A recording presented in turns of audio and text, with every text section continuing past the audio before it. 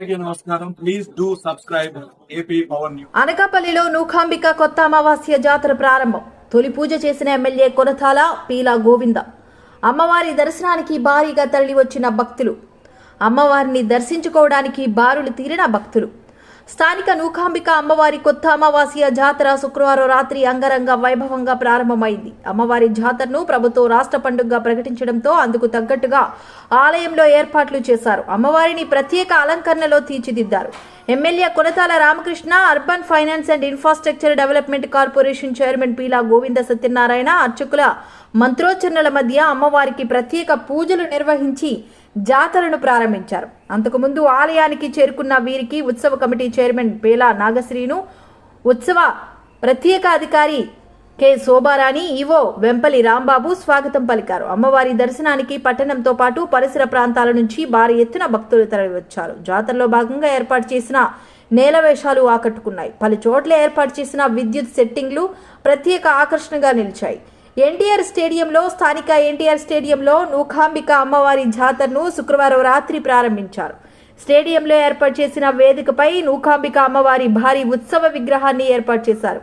వేద పండితుల మంత్రోచ్చరణల మధ్య జనసేన నియోజకవర్గ ఇన్ఛార్జ్ భీమర్శెట్టి రామకృష్ణ రాంకి పూజలు నిర్వహించారు. ఈ సందర్భంగా ఆయన మాట్లాడుతూ ఎమ్మెల్యే కొనతాల రామకృష్ణకు వినతి మేరకు ముఖ్యమంత్రి చంద్రబాబు నాయుడు, ఉప ముఖ్యమంత్రి పవన్ కళ్యాణ్ సానుకూలంగా స్పందించి నూకాంబిక అమ్మవారి జాతరను రాష్ట్ర స్థాయి పండుగగా ప్రకటించారని అన్నారు. ఇక్కడ వేదికపై 30 రోజుల పాటు పలు సాంస్కృతిక కార్యక్రమాలు నిర్వహిస్తామన్నారు. సాంస్కృతిక కార్యక్రమాల నిర్వాహకులు తిమ్మపాత్రుని చక్రవర్తి, కండేపల్లి మురళీలను ఆయన సత్కరించారు. అన్నమాచార్య వాగ్దేయ వరదాయిని బృంద సభ్యుల భక్తి గేయాలతో కార్యక్రమం ప్రారంభమైంది. చిన్నారులు కూచిపూడి నృత్య ప్రదర్శన చేశారు. ఈ కార్యక్రమంలో ఉత్సవ కమిటీ చైర్మన్ పీలా నాగశ్రీను, కూటమి నాయకులు డాక్టర్ నారాయణరావు, బీఎస్ఎంకే జోగినాయుడు, తాడి రామకృష్ణ, సకల గోవిందరావు, కాండ్రేగుల శ్రీరామ్, ఆళ్ల రామచంద్రరావు, డాక్టర్ డిడి నాయుడు, బొడ్డెడ మురళి తదితరులు పాల్గొన్నారు.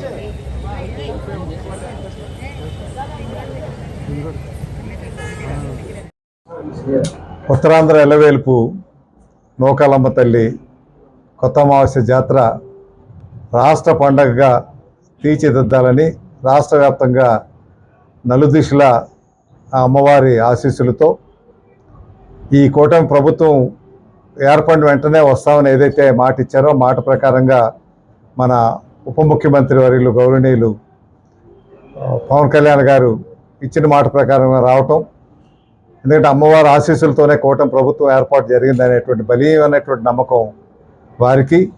మన గౌరవ ముఖ్యమంత్రి వర్యులు నారా చంద్రబాబు నాయుడు గారు కూడా గతంలో ఈ రాష్ట్ర స్థాయి పండుగగా తీర్చిదిద్దాలి, ఈ అమ్మవారి ప్రతిష్టను నలుమూలలా చాటాలనేటువంటి ఆలోచనతో ఏదైతే ఉందో ఈ ప్రభుత్వం వచ్చిన వెంటనే ఇటువంటి నిర్ణయం తీసుకోవడం అన్నది ఈ రాష్ట్ర ప్రజలకి, ఈ ఉత్తరాంధ్ర ప్రజల తరపున మన గౌరవ ముఖ్యమంత్రి గారికి, గౌరవ ఉప ముఖ్యమంత్రి గారికి నా హృదయపూర్వక అభినందనలు, ధన్యవాదాలు తెలియపరుస్తూ, అతి తక్కువ టైం ఉన్నప్పటికీ భారీ స్థాయిలో ఉత్సవ కమిటీ ఉన్నప్పటికీ ఇతరులందరూ కూడా కలిపి ఒక కమిటీగా ఏర్పాటు చేసుకొని రిసెప్షన్ కమిటీలు వేసుకొని ఒక్కొక్క శాఖకు ఒక్కొక్క కమిటీ కింద వేసుకొని అహర్నిశలు గత 15 రోజుల నుంచి ఇక్కడ చేస్తున్నటువంటి మిత్రులందరికీ కూడా నా హృదయపూర్వక అభినందనలు. అదే కాకుండా మొట్టమొదటిసారిగా అనకాపల్లి చుట్టుపక్కల ఉన్నటువంటి సంఘాలకు కానీ అదేవిధంగా ఇతర సభ్యులందరినీ కూడా పిలిచి వారందరి సహకారంతోనే ఇది విజయవంతం చేయాలనేటువంటి ఆలోచనతో ఈ కార్యక్రమాన్ని తీసుకోవడం జరిగింది. దీనికి మీడియా మిత్రులు కానీ, పోలీస్ డిపార్ట్మెంట్ కానీ, endowment department, health department, GVMC department అందరికీ, ముఖ్యంగా విశాఖపట్నం కలెక్టర్, అనకాపల్లి కలెక్టర్ గారికి, అదేవిధంగా అనకాపల్లి ఎస్పీ గారికి, సిపి గారికి, జీఎంసీ అధికారులకు అందరికీ సహకరించిన ప్రతి ఒక్కరికి కూడా వారికి నా హృదయపూర్వక అభినందనలు తెలియపరుస్తూ, కొత్త అమావాస్య పండుగతో పాటు నెల పండుగ 4 రోజుల పాటు జరిగేటువంటి ఉత్సవం ఇది.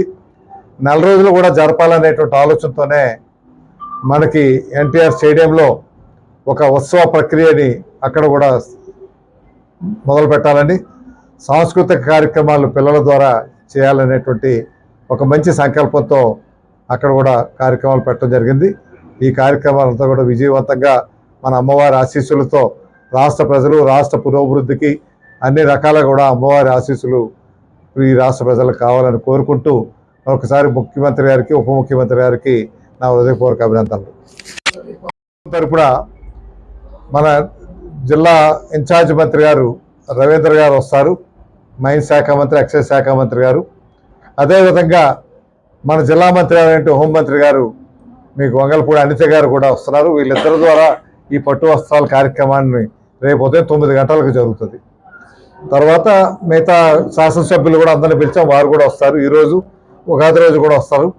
తెలుగు సంవత్సరీకం జరుపుకోవాలి అనే ఉద్దేశంతో ఈ కొత్త అమావాస్య, తెలుగు సంవత్సరీకం, ఉగాది రెండు కలిపి వేడుకగా చేయాలని, ఈ తరానికి తెలుగు సంస్కృతి వాళ్ళకి ప్రాధాన్యత కూడా తెలియపరచాలనే ఉద్దేశంతోనే నిర్వాహకులు మంచి కార్యక్రమాలు గ్రౌండ్లో కూడా ఏర్పాటు చేశారు.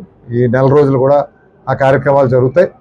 వీటితో పాటు మీకు ప్రతిభ కలిగినటువంటి ముఖ్యమైనటువంటి ఎవరైతే ఉంటారో రాష్ట్ర, జాతీయ స్థాయి, అంతర్జాతీయ స్థాయిలో ప్రతిభ కలిగినటువంటి వ్యక్తులు ఇక్కడ ఎవరైతే ఉంటారో వారికి కూడా ప్రతిభా పురస్కారం చేయాలని, వారు సత్కరించుకోవాలనే ఆలోచనతో అనుకుంటున్నాం. అంటే 4 వారాలు జరుగుతాయి కాబట్టి ఒక ఆదివారం ఒకరో ఇద్దరు అక్కడ దానికి సరిపడా ఎవరైతే ఉన్నారో వారిని ఎంపిక చేసుకొని వారికి ఇవ్వాలనే కార్యక్రమం కూడా చేయాలని అనుకుంటున్నాం.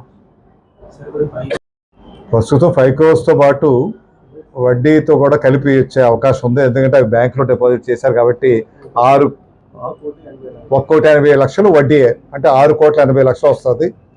అదే కాకుండా 2023లో శ్రీవాణి ప్రోగ్రాం కింద తిరుపతి వెంకటేశ్వర స్వామి వారి ప్రోగ్రాం కింద 1,50,00,000 మంజూరు చేస్తున్నారు. కానీ ఆ నిధులు విడుదల కాలేదు. ఆ నిధులు కూడా విడుదల చేయమని అక్కడ టీటీడీ అధ్యక్షుల వారిని, అదేవిధంగా ఈఓ గారిని, ఎండోమెంట్ మినిస్టర్ ఆనం రామనారాయణ రెడ్డి గారిని, ముఖ్యమంత్రి గారిని కోవడం జరిగింది. త్వరలోనే ఆ 1,50,00,000 అది వస్తుంది. 1,80,00,000 వడ్డీ. ఇది అంటే 3,20,00,000, ఇవి 30 లక్షలు, 3,30,00,000, ఇది 5 లక్షలు, అంటే 8,30,00,000 రూపాయలతో ఈ పూర్తిగా ఈ క్యాంపస్ అంతా ఏదైతే ఆలయం తాలూకా ప్రాంగణం ఉందో ఈ ప్రాంగణం అంతా కూడా అధునాతనంగా ఏమైనా మార్పులు చేర్పులు ఉంటే అవన్నీ కూడా చేసుకొని, కొన్ని బిల్డింగ్లు బాగా పాతబడిపోయినాయి, దానివల్ల చాలా ఇబ్బందికర పరిస్థితి కూడా ఉంది. అది తర్వాత వాటి గురించి చర్చిద్దాం. కానీ అవన్నీ కూడా మార్పు చేయాల్సినటువంటి అవసరం ఉంది.